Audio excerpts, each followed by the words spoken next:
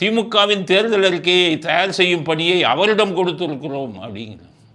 எப்பவுமே தேர்தல் அறிக்கை தான் திமுகவுடைய தேர்தல் அறிக்கை தான் எப்பவுமே ஒரு ஹீரோ. அந்த ஹீரோவையே தயாரிக்கும் பொறுப்பை இப்ப அவர் ஏற்றிருக்கிறார். அதுதான் தப்பு தப்பா அவங்க தேர்தல் அறிக்கையமா போடுறாங்க. அரசாங்க ஊழியர்களுக்கெல்லாம் பென்ஷன் போடுங்க, பழைய பென்ஷன் கொடுப்பேன்னு அவங்க தான் தப்பு தப்பாக எழுதுனாங்க. ஏன்னா ஸ்டாலின் என்ன சொல்கிறார், எம்பி தேர்தலையும் அவங்க தான் எழுதுனாங்க, அதுதான் ராசி, நாங்கள் ஜெயித்தோம். இந்த தேர்தலையும் அவங்க தான் எழுதுகிறாங்க, அந்த ராசியில் ஜெயிச்சிருவோங்க. ராசி ஒரு பக்கம் இருக்கட்டும், தப்பு தப்பாக எழுதியிருக்காங்களே, பென்ஷன் கொடுப்போன்னு எழுதியிருக்காங்களே இவங்கள அரசாங்க ஊழியர்களுக்கு பழைய பென்ஷன் நடத்த முடிஞ்சதா? எல்லாம் திட்டுறாங்க, கத்துறாங்க, நடத்த முடியாது. அதுக்கடுத்தது இன்னொன்று கொடுத்து விட்டு இன்னொன்று அதோடு நிறுத்தினீங்களா? பென்ஷன் இது இல்லை.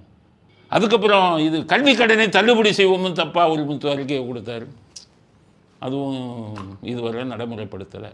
அப்போ தேர்தலுக்கு நல்லா பண்ணாங்களா? உருப்படியாக பண்ணாங்களா? நீட்டை ரத்து செய்வோம்னாங்க, எங்கே ரத்து செஞ்சீங்க? அவங்க தப்பு தப்பாக கொடுத்துருக்காங்க தேர்தல் அறிக்கையை. இந்த தடவையும் அவரை போட்டிருக்கீங்க, இந்த தடவையும் தப்பு தப்பாக கொடுப்பாரு.